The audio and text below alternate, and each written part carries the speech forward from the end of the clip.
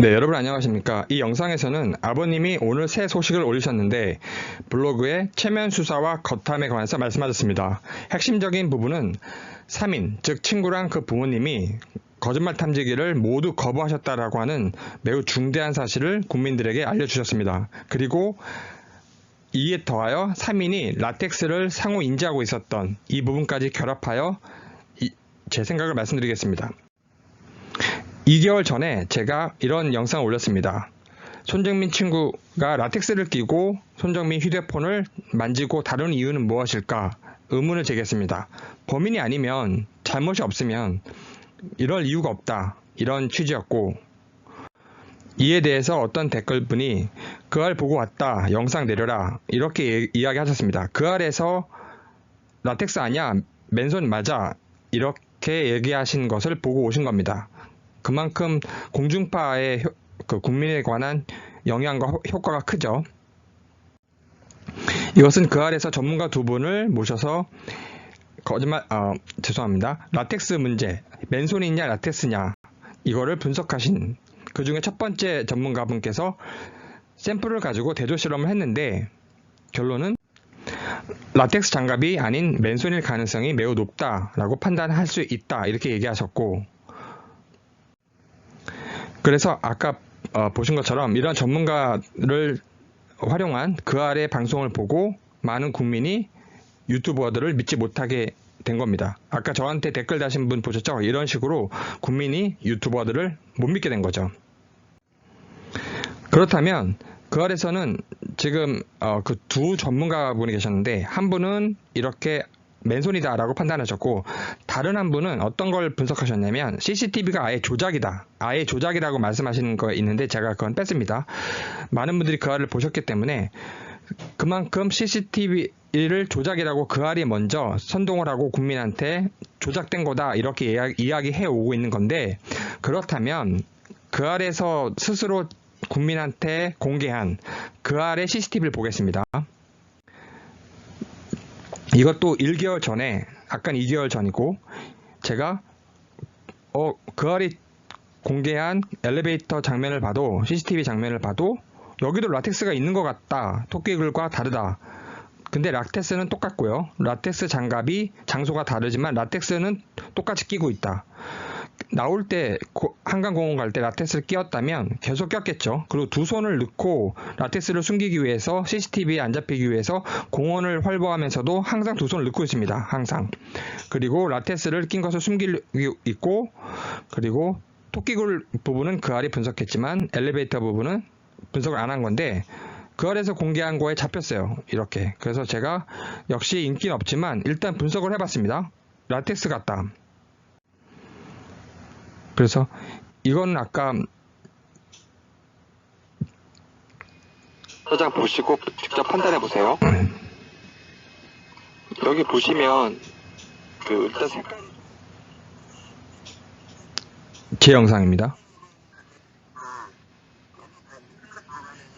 예, 제 영상이었는데 이렇게 보시면 이거를 전부 보실 필요는 없고, 사장 보시 죄송합니다.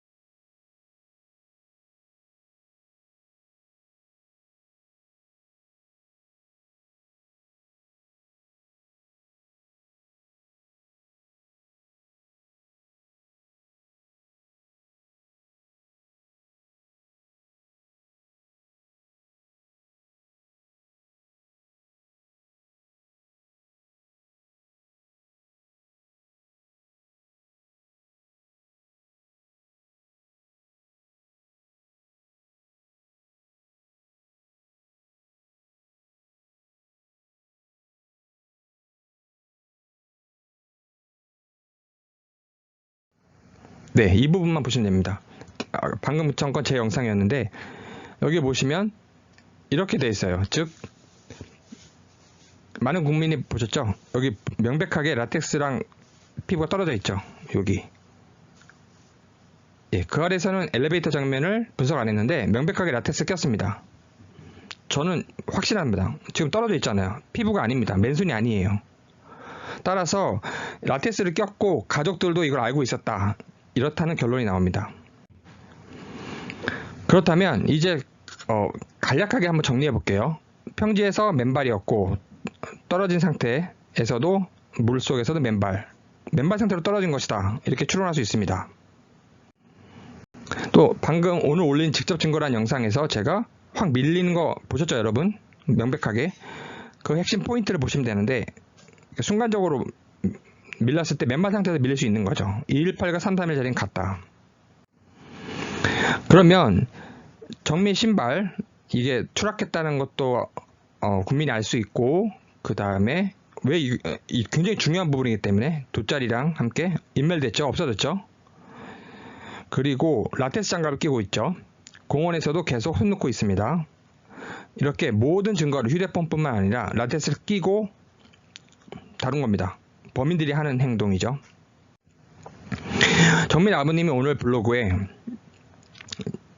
있는 그대로 인용을 하겠습니다. 그런데 거탐에 대한 언급은 어디에도 없다. 우리가 지속적으로 요청을 했고, 핵심이 나옵니다. 상대가 거부한 것을 알고 있다. 상대가 거부했습니다. 요청을 하셨는데 거탐을 거부하셨습니다. 최면 수사만 받은 겁니다. 그래서 아버님은 이렇게 비협조적으로 하는 건데 전부 동의했다, 전부 열심히 하고 있다, 협조했다, 이런 식으로 잘못 국민이 알고 있다, 이렇게 말씀하시는 거죠. 취지가. 그래서 거탐을 경찰에 요청했지만 거부한 것으로 알고 있는데 왜 전부 동의했다라고 거짓말할까? 3명 다 했을 경찰은 아니고 1명 정도는 하지 않았을까라고 생각하는데도 이것도 어디도 나와 있지 않다. 3명 다 안 한 겁니다. 제가 볼 때는.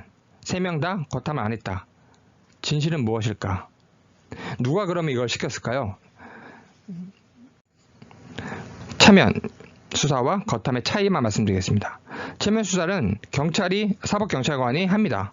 체면 수사랑 거탐 모두 법정에서 유죄 증거로 사용되지 않습니다. 법정에서 유죄 증거로 사용하지 않습니다. 꼭 기억하세요. 여기에 관해서 정말로 많은 변호사, 탐정분들이 잘못 알고 계신데, 체면 수사 그 결과를 기재한, 그 진술을 기재한 보고서든 서면이든 일체의 증거 자료와 거탐의 결과 법정에서 사용될 수 없습니다. 꼭 기억하세요. 이것을 유죄 증거로, 형사사건 유죄 증거로 적시한 판결문이 단 하나도 없습니다. 꼭 기억하십시오. 꼭. 미국 같은 경우에는 예전에 있었어요. 연방법원이 아니고 주법원에서 거탐. 체면 수사라는 건 아예 그냥 미국은 아예 없고, 체면 수사는 오래전에 없어졌고, 거탐은 주에서 인정한 적이 있었지만 연방법원에서는 없었고, 주법원에서도 거의 사라졌습니다. 그런데 왜 이 3인이 거부를 했는데 이걸 누가 시켰을까요? 바로 이튿날 변호사, 검찰 출신 변호사들이 선임됐죠. 왜 선임한지 이제 아시겠죠, 여러분? 거탐. 이게 핵심입니다. 거탐을 안 하기 위해서. 그럼 차이점 말씀드릴게요. 체면 수사는 진술이 기재되는데 기억이 안 납니다, 모르겠습니다, 아니면 내가 꿈꾸고 있나, 이런 말한 게 그냥 기재됩니다. 그래놓고는 너 이거 꿈꾸고 있나? 이게 무슨 말이야? 이렇게 물으면 체면이었잖아요, 이러면 됩니다. 정말 이러냐고요? 네, 됩니다. 이렇게. 체면 수사 아무 의미가 없다는 얘기입니다. 아무 의미가 없다는 걸 꼭 기억해 주세요. 선진국이 안 쓰고 있다는 거, 경찰이 그냥 개쇼한다는 걸 꼭 기억해 주십시오. 그리고 거짓말 탐지기는 차이가 뭐냐면, 이건 사법경찰관이 이것을 진술을 기재합니다. 진술로. 근데 거짓말 탐지기는 그게 아니라 다른 점이 있어요. 뭐냐면 컴퓨터가 아니면 기계가 그 반응을 통계적으로, 아니면 컴퓨터에 입력된 프로그램에 따라서 그걸 반응을 적습니다. 따라서 이거는 잘 모르겠다, 기억 안 난다 하는 것도 거짓말인지 아닌지를 판단할 때 중요한 요소로 삼아요. 그래서 결론을 냅니다. 반응이 틀리죠. 체면 수사는 어떤 결론을 내는 게 아니에요. 근데 거짓말 탐지기는 잘 됐든 아니든, 시스템이든 기계든 그 거짓말 탐지기를 운용하는 사람, 굉장히 중요하거든요. 능력이라든가 그 질문의 그 성질과 내용과 질문의 여러 가지 방법도 이런 게 되게 중요한데 이것에 관해서 결론을 나름대로 잘못될 수 있지만 나름대로 내기 때문에 차이가 있는 겁니다. 부정적, 긍정적 반응 아니면 거짓말이다 아니다 반응. 따라서 거짓말 탐지기만 꼭 집어서 안 한 겁니다. 법정에서 증거로 사용하지 없음에도 왜 그럼 이걸 안 했느냐? 네, 법정에서 사용 안 되지만 수사기관에서는 경찰이나 사법경찰관과 아니면 검사가 1차적으로는 이거를 참고할 수가 있죠. 수사기관에서도 참고하지 말란 이야기가 아닙니다. 법정에서만 판사가 판결 이유로 유죄 증거로서 삼지 못한다라는 겁니다. 변호사들도 강렬하게 반대하기 때문에 수사기관은 쓸 수 있다 이거죠. 그것도 유죄 증거를 위해서가 아니고 수사할 목적으로. 그걸 못하게 하려고 거탐을 막은 겁니다. 누가? 변호사가. 그 디자인, 이 모든 계획의 디자인 누가 했다? 이 변호사들. 따라서 제가 지금 이 두 분을 말씀드리는 것은 이분들 제가 나쁘게 얘기하려는 게 아니고 국민이 이렇게 현혹되고 있다라는 우리 현 상황, 이 현황과 이 방법 어떻게 현혹되는지. 손지호란 변호사분이 계신데 3인의 변호사가 토론하시면서 이 사건을 다루고 계신데 아무 문제 없다. 이튿날 누가 변호사가 선임된 거 큰 문제 없다. 국민이 잘못 알고 있다. 오히려 이 두 분이 잘못 알고 있는 겁니다. 이 손지호 그 다음에 군부대 사건 변호사. 이 두 분이 잘못 알고 계신 거예요. 실무적으로 굉장히 중요합니다. 언제 선임됐는지, 검찰 출신인지 아닌지, 어떤 사건을 다뤘던 변호사인지가 굉장히 중요합니다.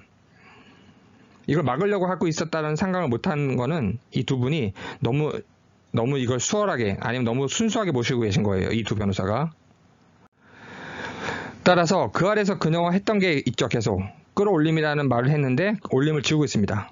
그 평지를 둔갑하고 있고 언덕과 추락을 계속 지우고 있습니다. 그 알은 절대로 국민이 상상 못하게. 그래서 이런 걸 종합해보면 라텍스를 서로 꼈고 부모도 알죠. 친구가 낀 거를. 그리고 서로 3인 모두 거짓말 탐지기만은 3명 다 거부했고 그다음 변호사 선임됐고 증거인멸한 것뿐만 아니라 기타 모든 이상한 거 다 알고 계시죠. 이런 걸 종합하면 범행에 대해서 더 확신할 수 있는 겁니다. 네, 여러분 감사드립니다.